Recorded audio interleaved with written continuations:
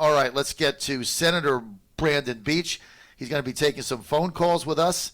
And Senator Beach, good to have you with us. You're with Martha Bonetta, also Christine Bowserman with us, our operations manager. She's going to be putting our big election night show on tomorrow. Starts at 6 p.m. at the Hyatt Regency. Our panel, Martha Bonetta, me, Bernie Tokars, joining us. I'm sure Beach will be there, and Richard Barrios. So you get Bernie in. Hey, Beach, we got Bernie in. And our panel. Good morning, Senator. Good morning. Happy New Year to you all. Thank you. Happy New Year, Senator. Thank you. I don't know if have you heard, John, that they had taken the case out of Fulton County. I just got off the phone with Bob Shealy, the attorney, and they are assigning it somewhere else. It's unbelievable. Unreal. That they're not allowing. We shouldn't even have to go to court. The Secretary of State should just say, you know what, if these ballots are so pristine, let us have them. Let us run them through the machines and see if they're legitimate or counterfeit. That's all we're asking. And I'm convinced that there's 37,500 illegitimate votes that were counted between 10:30 p.m. and 1 a.m. at State Farm Arena. All you have to do is watch the video. The lady counts the same ballots 3 times through the same machine. It's mind-boggling. As Rudy Giuliani said, it's the JFK film of our time. What was that film called? The video, the assassination of JFK. Right. I forget the name. But it's the same thing. I mean, we're sitting here looking at history and watching these votes be counted 3 times, and so that's why they're not wanting us to have these absentee ballots. I'm convinced. All right, John Fredericks Radio Network. Let's get to Brandon Beach. We were very disappointed in that. We had heard that earlier from Garland Favorito. We were very excited that finally they were going to be able to go in and examine these ballots. And you know what? If everything was clean and Favorito said, hey, everything checked out, I'd feel better, right? Okay. But instead, again, it gets blocked again. You're going to be taking some phone calls here. Senator Brandon Beach with us. Hashtag Beach Balls, our nickname. Let's get to Paul in Mechanicsville, Virginia. Paul, you're live with Senator Beach and Martha Bonetta. Hey, good morning, John. Go ahead, Paul. Turn down your radio. Got it done. Okay, go ahead, Paul. Just as a quick start to Senator Beach, it was a Zapruder film. But anyway, to move on, congrats to the Titans. Lucky as can be. And secondly, I'd really like to talk to Senator Beach about the panel that they had, where they had that expert on paper and things that had over 200 patents, and he proved in front of the panel that I think Senator Beach was at, maybe he even called it, where he could show that the barcodes didn't line up, that there were egregious ballots and whatever.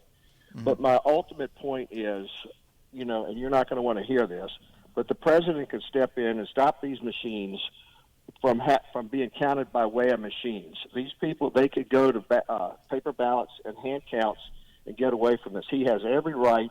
The martial law is declared, if you want to call it We can't go there.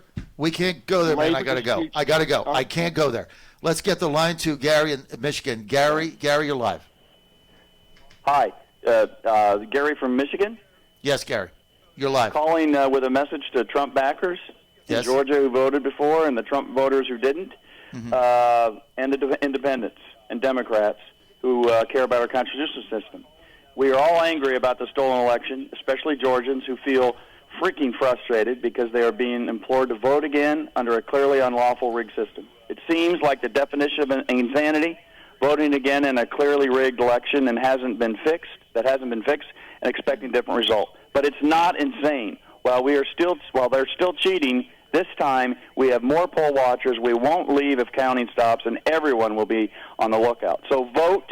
This vote will be different. And you are the only deplorables who still have the power to vote. Flood the system this time and send a message to the cheating Democrats and spineless rhinos that even their unlawful and rigged voting rules won't work this time against the people who are doing the right thing. Please, please, bite your lip and go vote. You are not really voting for Loeffler or Perdue. You are voting for Trump and his America First movement. You are voting to defend the United States Constitution and the rule of law, and you are voting for the rest of us out-of-state deplorables who can't vote, at least legally. Thank you. All right, Spot Gary, on, thank you. Gary. I'm going to return the response over to Senator Beach. Yeah, I mean, I think he's right. I mean, there are more poll watchers. We've asked for security around the absentee ballot counting to, if someone comes out and says there's a water main break, do not leave. Stay there. Watch those scanners. Watch those absentee ballots. Let's not fall for the same shenanigans a second time. So I do agree with him. We need to get out and vote. I can tell you, after looking at the early voting results going into Election Day, I think as Republicans we're probably a touchdown behind, if you will, and we need to show up in really big numbers to make sure we win these seats. This is a definite contrast between capitalism and socialism and the future of our country. So we need to make sure we win these 2 U.S. Senate seats. Senator Beach, thank you for that. And let's get to this election. Here's the way we look at it right now. Of course, we're live tomorrow in our special show starting at 6 p.m. tomorrow at the Grand Hyatt Regency in Buckhead. We'll be on every platform I've got live. Senator, let's cut to the chase here. The way my analysis has this with early voting and mail-in ballots, the Republicans' 2 candidates go into tomorrow down by about 175,000. I figure 25,000 get stolen, right? I mean, I'm just estimating that. When I say stolen, I mean they're going to come in tomorrow at midnight, and they come in the mail, and 99% of them are for the 2 Democrats, just like before. So we go into game day tomorrow down 200,000 maybe. That means we need 1 million people to turn out, 1.1 million to turn out, and the Republicans have got to get 60% of that. They got 64% on November 3rd. Trump got 64%. Can we get 1.1 million out tomorrow? I think we can. I think that in the rallies I've been going to, introducing Kelly Loeffler and being at different ones with her and David Perdue, the energy's there. What we've got to do is get the young people energized. We've got the older folks, energized and ready to go. But I do think that I really do believe a lot of people have waited till Election Day to vote. They didn't want to vote absentee. They didn't even want to early vote. They want to vote on Election Day. So I think it'll be higher than 64% than it was for Trump. So that's what I'm hoping for, because I think we need to win 3-1 on Election Day. Yes. And I think we can do that. Okay, so how do we get our people out becomes then the question. Well, I mean, we're doing it by making phone calls. I'm making calls today. I'm doing a video this afternoon that I will send out on my social media, asking people to vote and why this election's so important, and go from there and just, try to get everybody out. We're asking everybody to make 15 phone calls today that I've talked to. Because when I talk to somebody, I ask them to call people and talk to their family and their friends. We've got to get people out to vote. John Fredericks Radio Network, Senator Brandon Beach with us, hashtag Beach Ball. Senator, let me ask you something. So if we go to the 6th and we get all this evidence out and it comes out in the House and Senate, when do you guys convene? A week from today, convene right? on January 11th. And one of the things that we've written a letter to the Vice President asking him to delay the electors for 12 days. We actually asked him to delay it for 12 days so that we can continue our investigations. At the time when we wrote the letter, we didn't know the Fulton County judge was going to be reassigned. We thought we would be able to have these ballots and scan them and prove that there were illegitimate votes and counterfeit votes in the system. So that was one of the reasons we asked for the extension, and we're hoping that Michigan and Pennsylvania and Arizona are all writing letters like that also. So hopefully, maybe Pence would then at least delay it to January. I think that'd be January 15th, and give us some more time. Then we would be in session for a week, and who knows what could happen then. Did you get a response from the Vice President? We have not. And when did you send that, Senator Beach? We sent it over the weekend. So you sent a letter to Pence asking for a delay. So the judge reassigned this case to an administrative court. So what happens now? I don't know. I'm not sure. I'm not an attorney, and I don't know. And Bob was supposed to get back with me, but then I hopped on this radio call. But I was talking to Bob right before, and he was trying to find out where it had been reassigned and what the timeline was to get a hearing. Wow. Why do you think they reassigned it? What does your instinct say, Brandon? I mean, it doesn't smell right, I can tell you that. That's right. And here's what I would say. We don't even have to have a court hearing. All we have to do is get Brad Raffensperger to demand it. He's the Secretary of State. He's the chief election officer. He could tell Fulton County, just as he did on Cobb County with the GBI at the forensic audit, he could say, I want the absentee ballots. We want to do a forensic audit on the absentee ballots. Hand them over. And that's all that has to happen is Brad Raffensperger.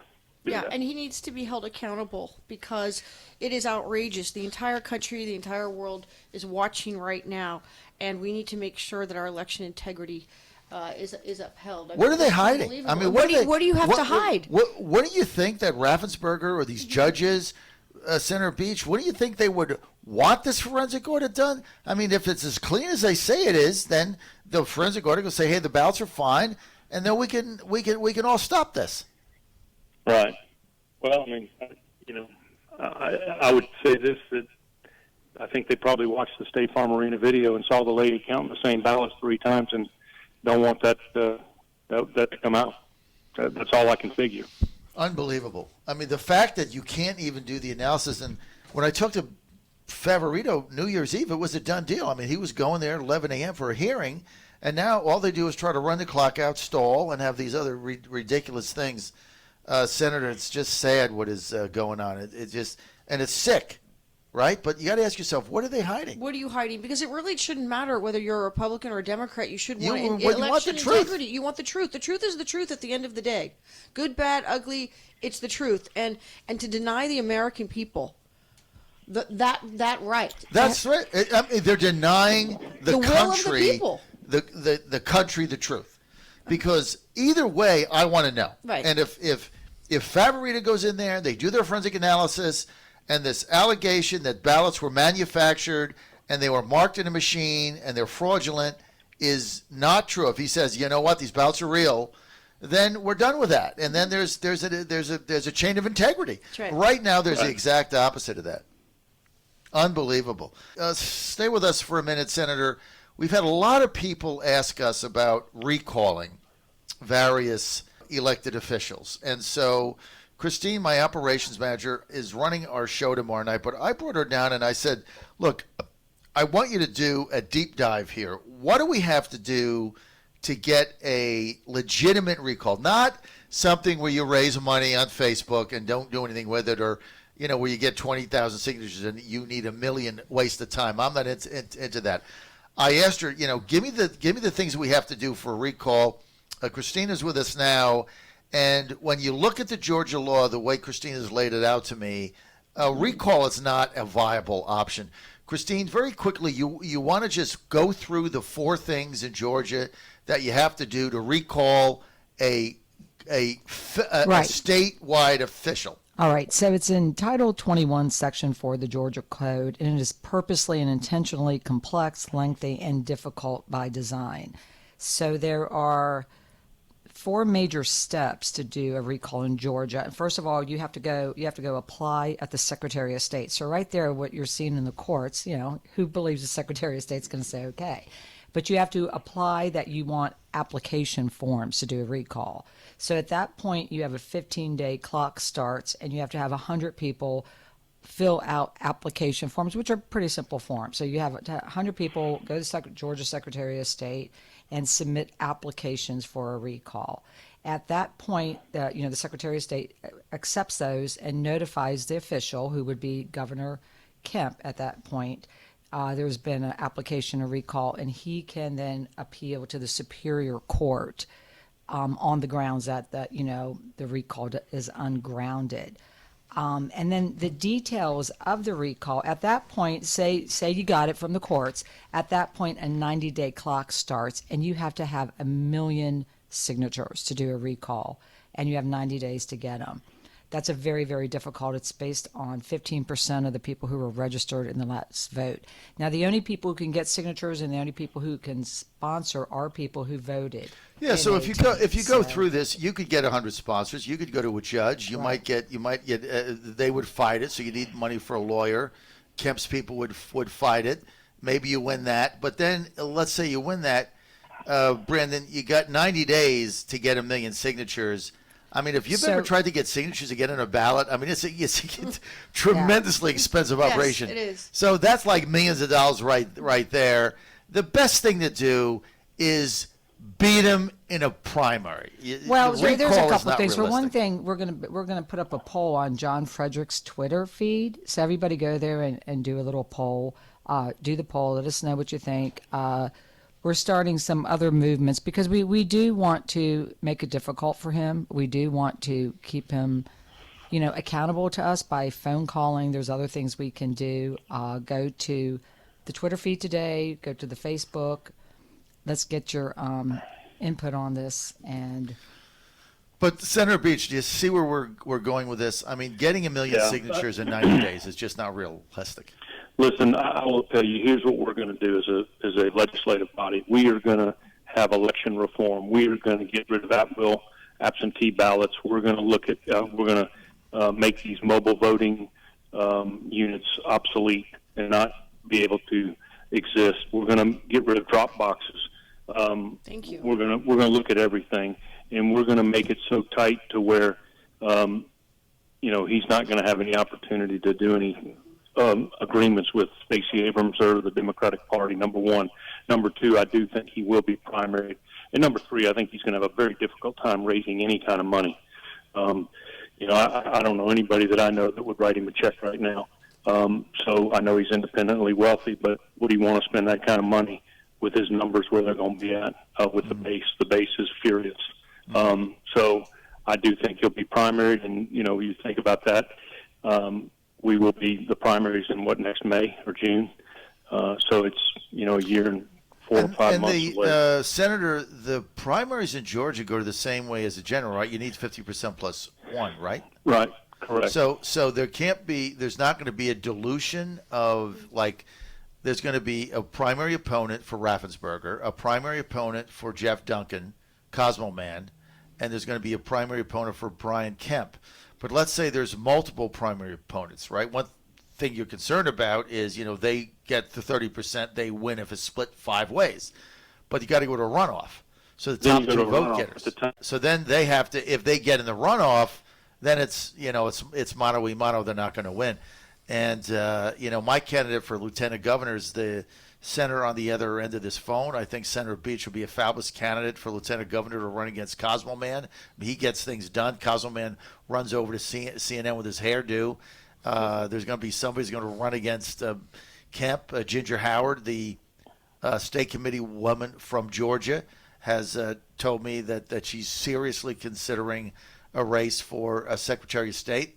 I think she'd be a fabulous candidate. So, but there's going to be others in it, and so I think what we're saying here is recall effort. Sounds fun, it's exciting, but when Christine did the research and we took a hard look at it, setting up a website, setting up a committee, it's just not a realistic venture. And I'm not Don Quixote. So let me give everybody some ideas of things you can do to get, because you want to do something. So here's something to do, okay? Go to your local party, Google it, find your county, find your local GOP party, and get involved officially and help us. That's one of your biggest things you can do. And go on the Georgia governor's website, the Georgia Gov, and keep calling. Keep the pressure on, keep calling every day. Call. If everybody calls 2 people, keep the pressure on. Hey, John, let me be clear. I'm very happy being the senator from the 21st district at this point. Look forward to being sworn in on next Monday. I know, but of course, we can always conjecture. That's right, Senator. We got to stir the pot a little bit. That's right. Beach. Senator Brandon Beach says he's happy as a state senator. I'm going to get him to run for lieutenant governor.